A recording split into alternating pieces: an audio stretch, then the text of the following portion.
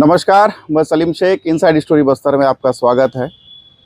हिडमा का नाम सुनते ही आंखों के सामने खून खराबा और डर दहशत की छवि उभर कर आ जाती है। लेकिन मैं आज आपको एक ऐसे हिडमा से मुलाकात करवाऊंगा जिसकी दुनिया ही अलग है। हिडमा की दुनिया में प्रवेश करते ही आपको सुख, शांति, सुकून की अनुभूति होती है और यह हिडमा बस्तर की छवि को बदलने का प्रयास कर रहा है। आइए मिलते हैं बस्तर के पहले आदिवासी ब्लॉगर से, जो अपने ब्लॉग से आदिवासी संस्कृति, रीति रिवाज और वहाँ के ग्रामीण खेल कूदों को अपने ब्लॉग्स में लिखकर बस्तर की छवि को बदलना चाहता है। मेरे साथ हिडमा हैं, आइए उनसे जानते हैं कि उन्हें ब्लॉग्स लिखने का आइडिया कहाँ से आया। पूरा नाम बताएं, हिडमा कहाँ से हो और कौन से गांव से कितना पढ़ाई करते हो? जी, मेरा नाम हिडमा भट्टी है। मैं कक्षा 12वीं तोकापाल में इस साल एग्ज़ाम दिया हूँ और मेरे गांव का नाम नया नार गोरली है।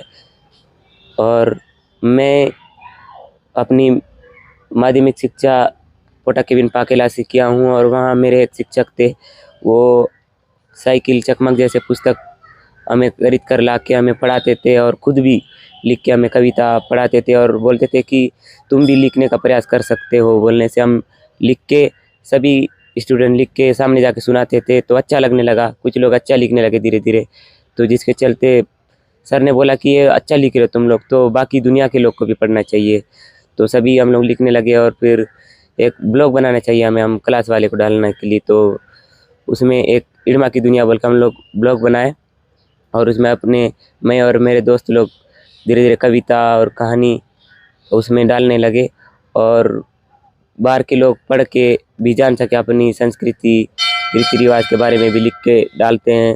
और कविता मन पढ़ के बाहर के लोग, जैसे पोटाकिन पाकेला के कुछ बच्चों ने मुझे पत्र भी भेजा था कि आपके ब्लॉग अच्छा लिखते हो, आप बहुत बड़े कवि बनोगे, ऐसा उन्होंने कहा। तो मैंने भी उन्हें धन्यवाद का रिप्लाई दिया था। तो मुझे एक कविता लिखने, कहानी लिख के पढ़ के लिखने में बहुत मज़ा आता है। और आज मैं कुछ दिनों के लिए नहीं लिख रहा हूँ क्योंकि इस साल मेरा 12th का एग्ज़ाम था, तो अभी मैं निरंतर लिखते ही रहूँगा। सुकमा, गूगल में सुकमा का नाम सर्च करते ही आपको कई नक्सली घटनाएं देखने को मिलती हैं, पढ़ने को मिलती हैं।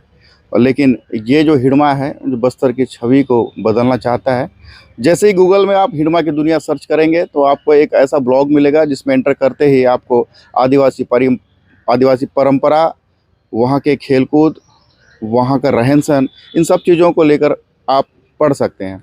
और ये हिडमा है जो बस्तर की छवि को देश दुनिया के सामने एक नए तरीके से लाना चाहता है। तो हिडमा, कितने लोग जुड़े हैं आपके इस ब्लॉग से? क्या अपने दोस्तों को जोड़ने की कोशिश की है इसमें? जी, मेरे दोस्त जैसे आकाश ने भी बहुत अच्छा लिख रहे थे, तो उनका भी एक ब्लॉग हमने सर ने खोल दिए हैं। तो उनका आकाश की दुनिया ऐसे करके कोई ब्लॉग है, तो वो भी लिख रहे थे उसमें। जी, ऐसे वो भी अच्छे कविता वगैरह लिखते थे। तो आपके ब्लॉग में क्या खास है, मतलब क्या लिखते हो, किस तरह का ब्लॉग है ये? ये ब्लॉग सर अपने अंदर से उत्पन्न हुई, पढ़ी हुई कविताएं हम खुद लिखते हैं और वहाँ डालते हैं। और अपने ग्रामीण के कुछ खेल आजकल भूलते जा रहे हैं, तो वो खेलों के बारे में याद रहे बाकी आने वाली पीढ़ी दर पीढ़ी को, तो उससे कुछ अपने गांव के बारे में लिखते हैं और फिर अपने मन से कहानी भी लिख के उसमें डालते हैं। खुद से बनाते हो कहानियाँ? जी, खुद से बनाते हैं सर।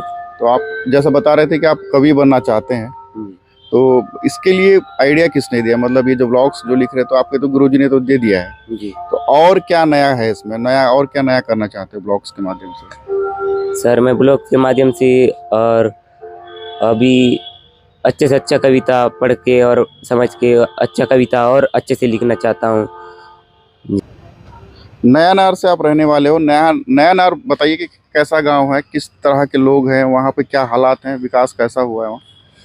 नया नार एक जंगल किनारे बसा हुआ एक छोटा सा गांव है।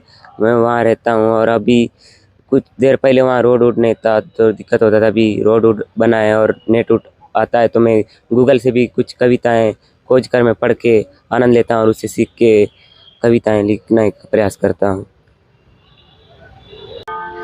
ये हिडमा है जिनका हिडमा की दुनिया के नाम से ब्लॉग चलता है, आप भी ज़रूर देखें। आदिवासी रीति रिवाज, वहाँ के रहन सहन को जानें। आदिवासी छात्र है, छोटी सी उम्र में उन्होंने बस्तर की छवि को बदलने का प्रयास किया है।